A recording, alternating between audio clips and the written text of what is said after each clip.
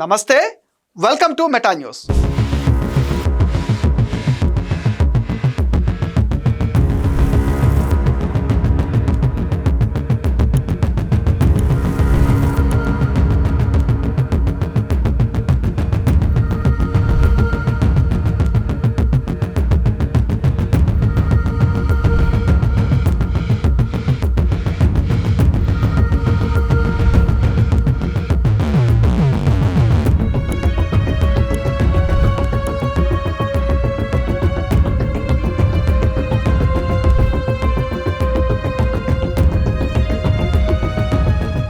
ఇక మ్యాటర్లోకి వచ్చేస్తే, ప్రకాశం జిల్లా అద్దంకి నియోజకవర్గంలో బలమైన అభ్యర్థి లేక వైసీపీ ఆపసొపాలు పడుతుంది. అక్కడ వైసీపీ తరఫున పనిచేసేందుకు ఎవ్వరూ ముందుకు రాకపోవడంతో వైసీపీ అధినాయకత్వం ప్రస్తుతానికి ఒక యువ నాయకుడికి బాధ్యతలు అప్పగించింది. మంత్రి గొట్టిపాటి రవికుమార్ ప్రాతినిధ్యం వహిస్తున్న అద్దంకిలో పిడుగురాళ్లకు చెందిన ఒక యువ డాక్టర్ను తీసుకొచ్చి ఇన్ఛార్జిని చేశారు జగన్. అయితే అశోక్ కుమార్కు అంత సీన్ ఉందా అన్న చర్చ ఇప్పుడు జరుగుతుంది. అద్దంకి గొట్టిపాటి అడ్డా.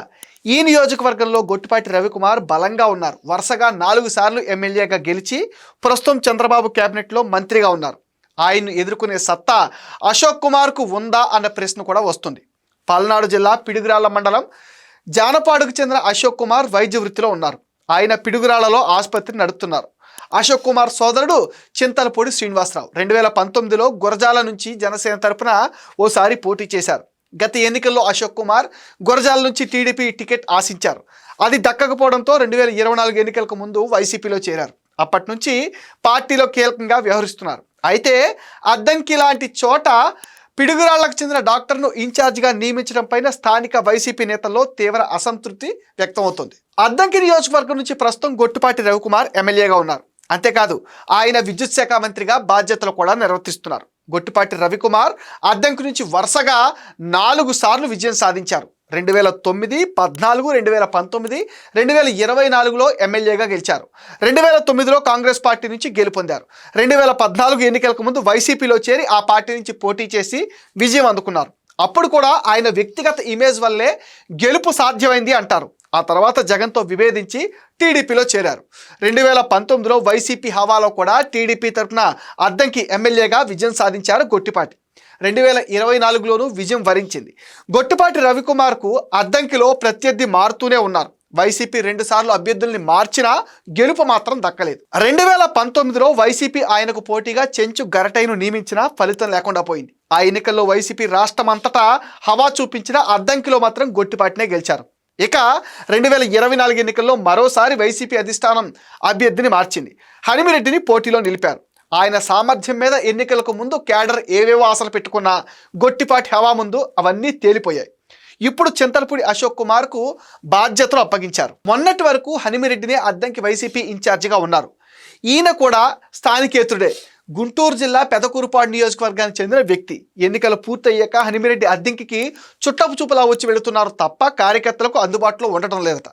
మంత్రి గొట్టిపాటి లాంటి వ్యక్తిని ఎదుర్కోవాల్సిన వైసీపీ ఇన్ఛార్జ్ ఇనాక్టివ్గా ఉండడంతో క్యాడర్ పరిస్థితి దయనీయం అయిపోయిందట. హనిమిరెడ్డి పట్టింపు లేని తనంతో ఉండటం కారణంగా అద్దంకి వైసీపీ అచేతనంగా మారిపోయినట్టుగా చెప్పుకుంటున్నారు. కర్ణం బలరాం కుటుంబ సభ్యుల్ని అద్దంకి బాధ్యతలు చూసుకోవాలని జగన్ కోరినప్పటికీ వారు తిరస్కరించారట. దీంతో చేసేదేమీ లేక స్థానికేతరుడైన అశోక్ కుమార్ను ఇన్ఛార్జిగా నియమించినట్టుగా తెలుస్తుంది. అశోక్ రాజకీయాలకు కొత్త. దీనికి తోడు పొరుగు జిల్లా వ్యక్తి. ప్రత్యర్థిగా ఉన్న వ్యక్తి స్ట్రాంగ్ లీడర్ కావడంతో సీనియర్ నేత రాజకీయ వ్యూహాలను అశోక్ కుమార్ తట్టుకోలేడన్న విశ్లేషణలు కూడా సాగుతున్నాయి. ఇక ఈ నియామక ప్రకటన వచ్చిన తర్వాత నుంచి స్థానిక వైసీపీ నేతలు తీవ్ర అసంతృప్తితో ఉన్నారట. హనిమిరెడ్డి మాదిరే పల్నాడు జిల్లాకు చెందిన డాక్టర్కు అద్దంకి పగ్గాలు ఇవ్వడం స్థానిక వైసీపీ కేడర్కు అస్సలు నచ్చటం లేదట. మొత్తంగా అద్దంకిలో వైసీపీకి 5వ కృష్ణుడు వచ్చాడని మాట్లాడుకుంటున్నారు. గొట్టిపాటి రవికుమార్కి తిరుగు లేకుండా జగన్ మరోసారి లైన్ క్లియర్ చేస్తున్నారన్న సెటైర్లు కూడా నియోజకవర్గంలో అయితే చాలా గట్టిగా వినిపిస్తున్నాయి. ఇది మెటా న్యూస్ అప్డేట్. ఈ వీడియో పైన మీ విలువైన ఒపీనియన్ని కామెంట్ సెక్షన్లో మెన్షన్ చేయండి. అండ్ మీరేం చేయాలో మీకు తెలుసుగా, ఈ వీడియోస్ని లైక్ చేయండి, షేర్ చేయండి, మెటా న్యూస్ని సపోర్ట్ చేయండి, సబ్స్క్రైబ్ చేయండి.